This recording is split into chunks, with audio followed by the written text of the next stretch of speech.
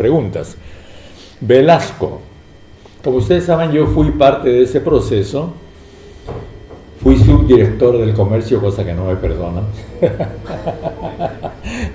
Que equivale al mercurio de aquí, ¿no? Bueno,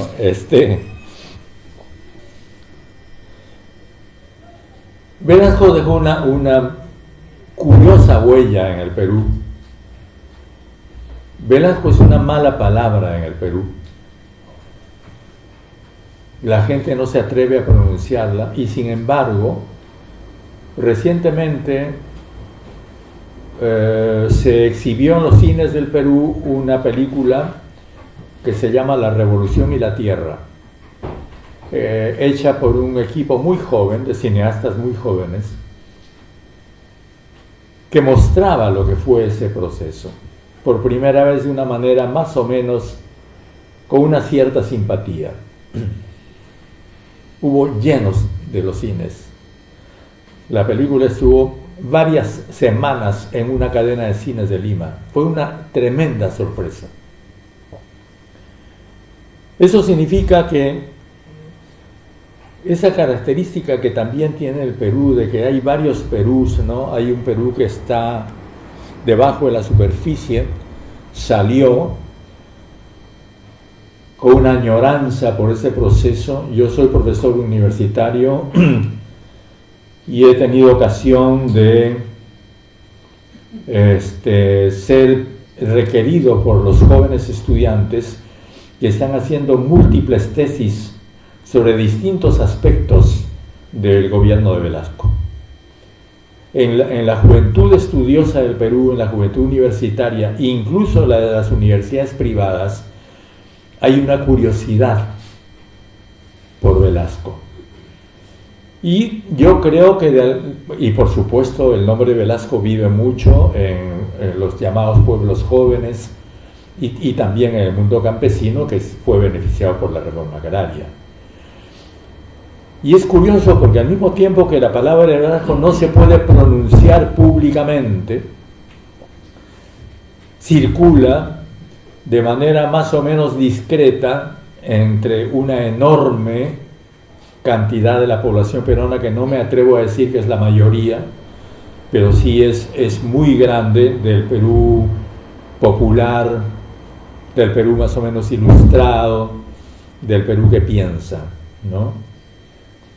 Pero también el nombre Velasco es un nombre abominable para la oligarquía, porque si alguna vez la oligarquía y la plutocracia peruana tuvieron miedo, fue en la época de Velasco. Esos 7 años ellos los pasaron temblando. No por sus vidas, porque fue un gobierno absolutamente pacífico, fue una revolución pacífica, sino por sus fortunas, que fueron afectadas en parte, no todo lo que yo hubiera querido desde mi punto de vista personal, pero de todos modos, no solo sus fortunas, sino su personalidad, que era indiscutible hasta antes de Velasco, pasó a ser mellada, ¿no?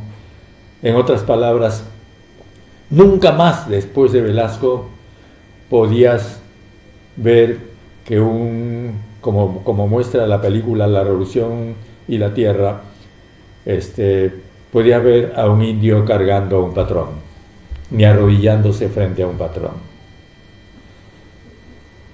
Nunca más podía ver ese respeto reverencial que había por la oligarquía limeña.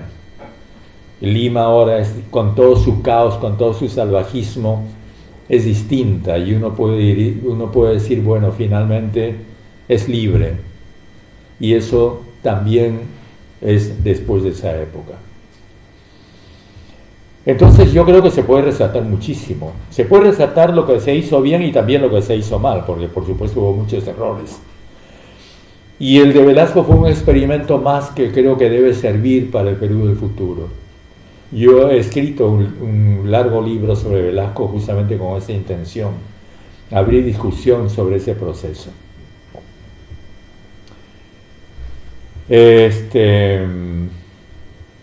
Sobre el rol del APRA. El APRA desapareció. El APRA fue un gran partido. Siempre fue un partido ambiguo. Sus líderes, que estuvieron aquí en Chile, muchos de ellos deportados, aquí en estado Luis Alberto Sánchez, Manuel Seoane, los grandes intelectuales del APRA han vivido acá en Chile, asilados, refugiándose de Sánchez Cerro, Benavides, Prado, las dictaduras peruanas, produjeron obras de primera calidad, pero de esa APRA intelectual no queda nada. Aya La Torre fue un hombre absolutamente ambiguo, en el peor de los sentidos, ciertamente un hombre muy culto, pero también absolutamente inescrupuloso, según mi opinión. Entonces no dejó huella.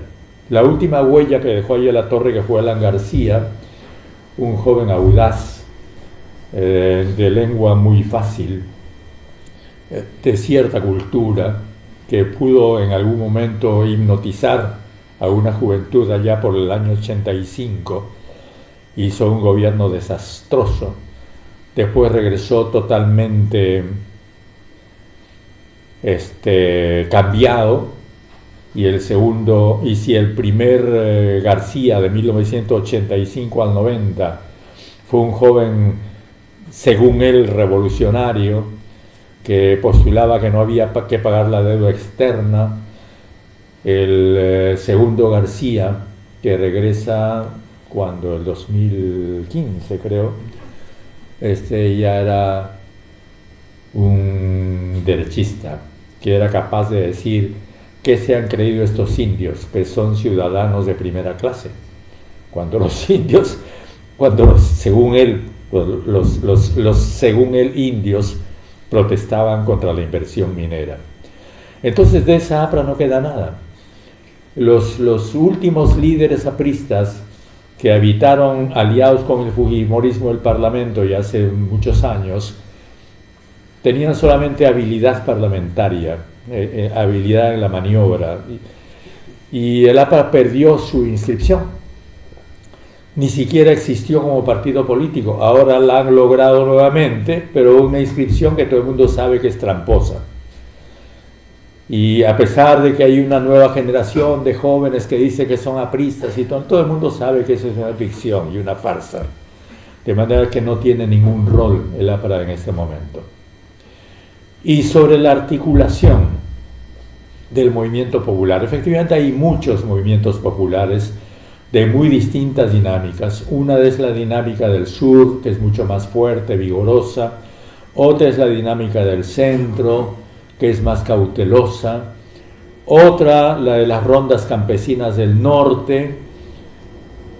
Y finalmente otra, la del país amazónico, porque los pueblos amazónicos tienen organizaciones también muy consistentes, muy globalizadas en este momento, pero son ritmos distintos. Sin embargo, hay una especie de nube, ahora que la palabrita nube está de moda, podemos decir, ¿no? Podemos decir, hay una especie de nube que flota allí y que los une, que es la gran demanda por un país nuevo.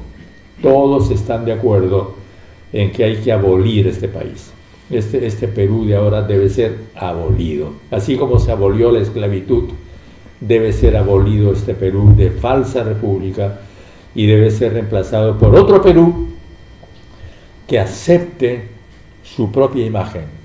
Y la propia imagen del Perú, cuando el Perú se mira en el espejo, debe reconocerse como el país de los chancas, el país de los aymaras, el país de los xaxánicas, el país de los aguarunas, el país de los aguajún.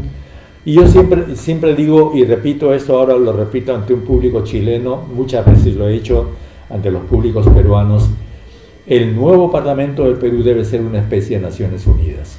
Es decir, allí debe llegar la señora representante de Puno con su pollera, su idioma, debe hablar su idioma, no debe ser obligada a pasar por el castellano para expresarse, debe llegar el axánica con su vestimenta, su idioma, y entonces ese Parlamento que debería albergar a representación de todos estos pueblos, debería ser como las Naciones Unidas, debería tener interpretación múltiple.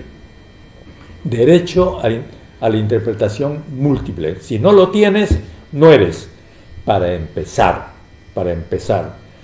Y la Asamblea Constituyente no debería ser una Asamblea Constituyente, debería ser un proceso constituyente, en donde la Constitución se discuta desde esas bases, tanto rurales como urbanas, y recién entonces, como resultado de ese proceso constituyente, que constituya un Congreso múltiple, recién entonces tendríamos un Perú de verdad, un Perú democrático de verdad, con una democracia, ahora está de moda decir participativa, no una democracia representativa, ¿no? Pero participativa en ese sentido, ¿no? Y creo que hay un sentimiento común para esto. Y yo diría que ese es más o menos el proyecto común que alberga a todos. Hay una exposición muy interesante que hizo un líder aymara hace unos 15 días, porque los aymaras tienen sus intelectuales ahora y hablan en su idioma de una manera absolutamente coherente, que es más o menos lo que yo les expreso. No necesitas elegir ni siquiera autoridades, esas autoridades ya están elegidas, simplemente reconócelas. Es decir, ni siquiera necesitas tener una democracia representativa, no necesitas elegir una representación, la representación ya está. Simplemente pon un espejo y di, este soy yo, este es el Perú, nada más. Es una forma muy simple, pero por supuesto lo complicadísimo es que la parte del Perú que no acepta esto, que le tiene miedo a esto, lo acepte, ¿no? Y ese es el desafío de los próximos años en el Perú.